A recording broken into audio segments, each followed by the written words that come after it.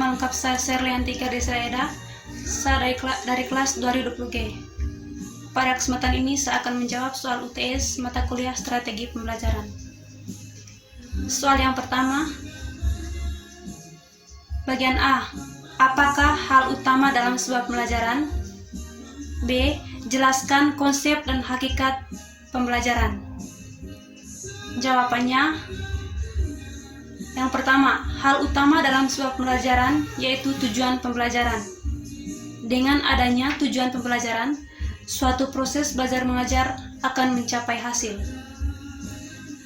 Yang berikut, berdasarkan video tersebut dapat saya simpulkan bahwa terkait konsep dan hakikat pembelajaran dapat kita pahami bahwa strategi pembelajaran dapat diartikan sebagai perencana yang berisi tentang rangkaian kegiatan yang didesain untuk mencapai tujuan pendidikan tertentu.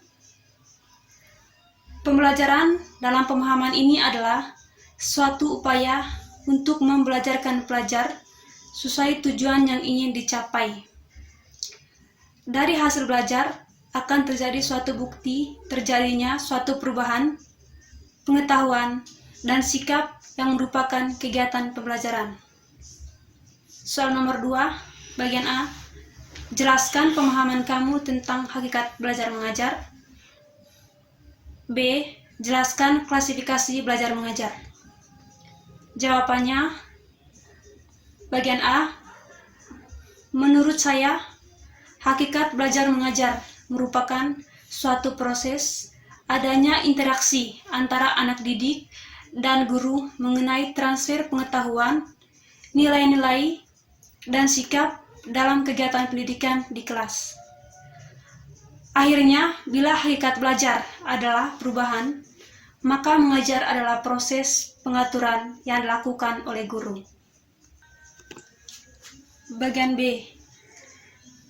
Klasifikasi belajar mengajar. Ditinjau dari segi pengaturan, guru dan siswa dapat dibedakan. Yang pertama, dari segi peraturan guru ada dua macam, yaitu pengajaran oleh seorang guru dan pengajaran yang dilakukan oleh suatu tim. Yang berikut, dari segi hubungan antara guru dengan siswa ada dua macam, yaitu pengajaran dengan tatap muka, guru dan siswa, dan pengajaran dengan perantara media. Yang berikut dari segi siswa dapat dibedakan menjadi 3, yaitu pengajaran klasikal atau dalam kelompok besar, pengajaran dalam kelompok kecil antara 5-7 siswa, pengajaran perorangan.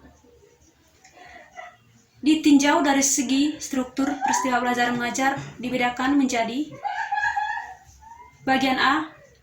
Struktur belajar mengajar yang bersifat tertutup, artinya segala sesuatu sudah ditentukan secara ketat sebelum kegiatan belajar mengajar berlangsung. Yang ke B, struktur belajar mengajar yang bersifat terbuka, dalam arti tujuan khusus, materi, prosedur yang ditentukan sementara pada saat kegiatan belajar mengajar berlangsung. Ditinjau dari segi peranan guru dan siswa dalam mengolah pesan dapat dibedakan menjadi 2, yaitu bagian A. Strategi belajar mengajar ekspositorik, pengajaran yang menyampaikan secara tuntas oleh guru sebelum disampaikan. Yang ke B. Strategi belajar mengajar heuristik, pengajaran yang mengharuskan siswa untuk mengolah pesan.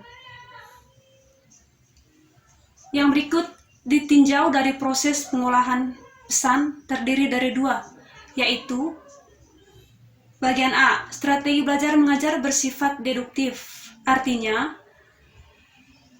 peristiwa belajar mengajar yang bertolak dari umum untuk dilihat keberlakuannya atau akibatnya pada khusus. Yang ke B. Strategi belajar mengajar yang bersifat induktif, artinya strategi belajar mengajar yang ditandai oleh proses berpikir yang bergerak dari khusus ke umum. Yang berikut ditinjau dari segi tujuan belajar. Bagian A, keterampilan intelektual atau yang merupakan hasil belajar terpenting dari sistem sekolah. Bagian B, strategi kognitif mengatur cara belajar dan berpikir seseorang dalam arti seluas-luasnya, termasuk kemampuan memecahkan masalah. C. Informasi verbal, pengetahuan dalam arti informasi dan fakta. D. Keterampilan motorik, misalnya keterampilan menulis, mengetik, menggambar, menggunakan jangka, dan sebagainya.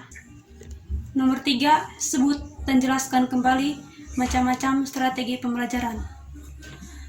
Berdasarkan video yang saya tonton, beberapa macam strategi pembelajaran. Yang pertama, strategi discovery learning adalah teori belajar yang didefinisikan sebagai proses pembelajaran yang terjadi bila pelajar tidak disajikan dengan pelajaran dalam bentuk finalnya, tetapi diharapkan mengorganisasi sendiri. Yang ke-B, strategi inquiry learning didefinisikan oleh Piaget sebagai pembelajaran yang disiapkan situasi bagi anak untuk melakukan eksperimen sendiri. Dalam arti luas, ingin melihat apa yang terjadi, ingin melakukan sesuatu, ingin menggunakan simbol-simbol dan mencari jawaban atas pertanyaan sendiri, menghubungkan penelusuran yang lain. Yang ke-C, strategi problem-based learning adalah metode pengajaran yang bercirikan adanya permasalahan nyata sebagai konteks untuk para peserta didik, belajar berpikir kritis, dan keterampilan memecahkan masalah dan memperoleh pengetahuan. D. Strategi project-based learning adalah pembelajaran yang menggunakan proyek atau kegiatan sebagai media.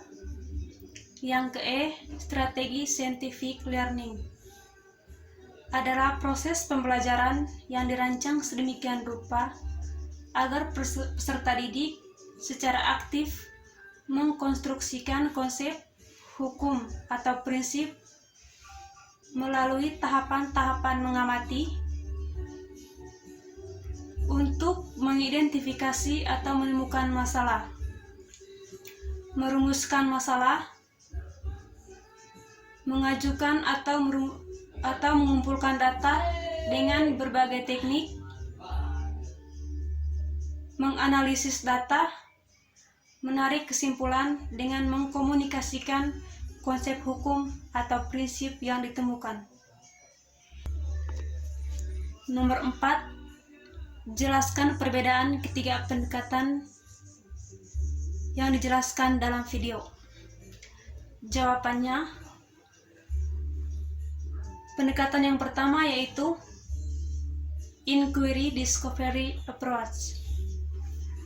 Dalam sistem belajar menggunakan pendekatan ini, guru menyajikan bahan atau materi pelajaran dalam bentuk yang final atau hasil akhir.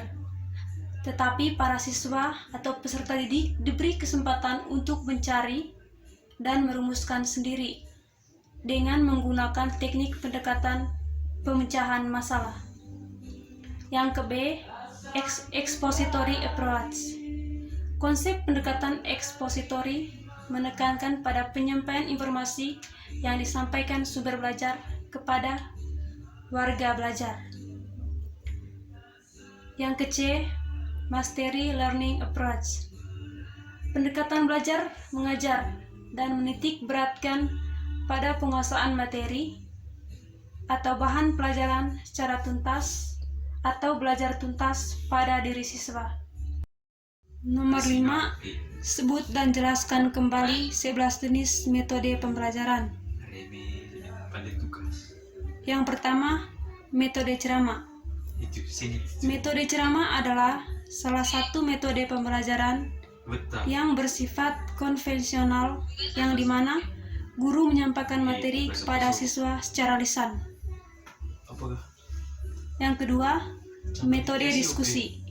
Metode ini selalu mengutamakan aktivitas diskusi yang melibatkan para siswa untuk belajar memecahkan masalah.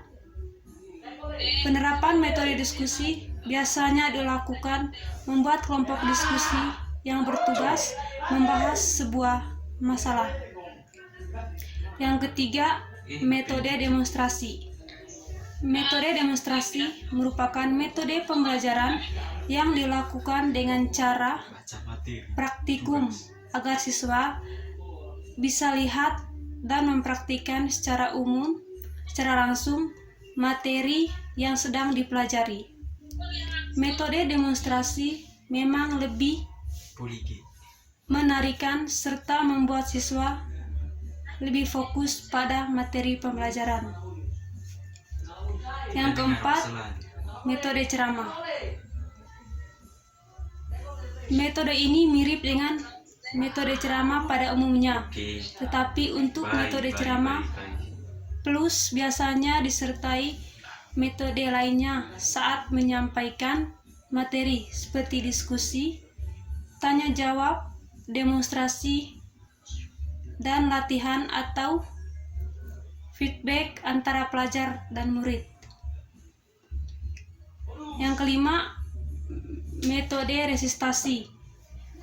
Metode resistasi biasanya mengharuskan siswa membuat sebuah resume atau ringkasan tentang materi yang telah disampaikan oleh guru, di mana ringkasan tersebut ditulis pada kertas menggunakan kata-kata dari siswa sendiri.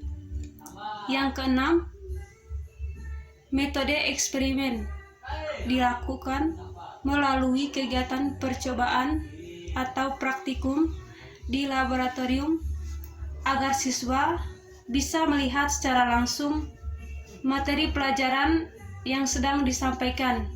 Biasanya dapat berupa ilmu pengetahuan alam. Yang ketujuh, metode karya wisata. Metode ini menggunakan tempat atau lingkungan tertentu yang mempunyai sumber belajar untuk siswa. Namun penerapan metode ini perlu memperoleh pengawasan secara langsung dari guru. Yang kedelapan, metode latihan.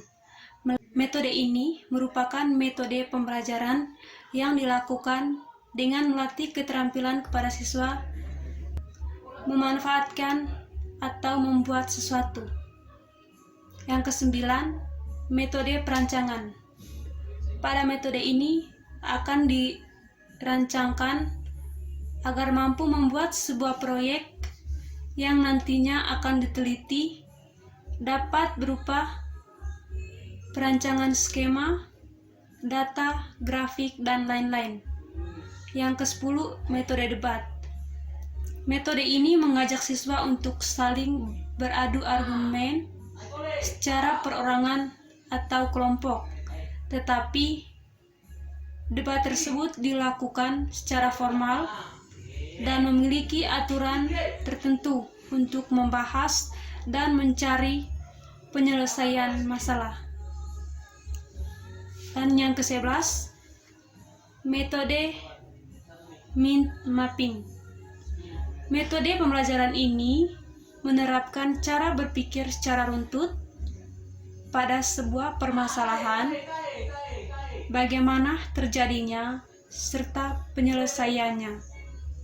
Melalui metode ini, siswa bisa meningkatkan daya analisis serta berpikir kritis agar memahami masalah sejak awal sampai akhir. Itu saja jawaban dari saya. Sekian dan terima kasih.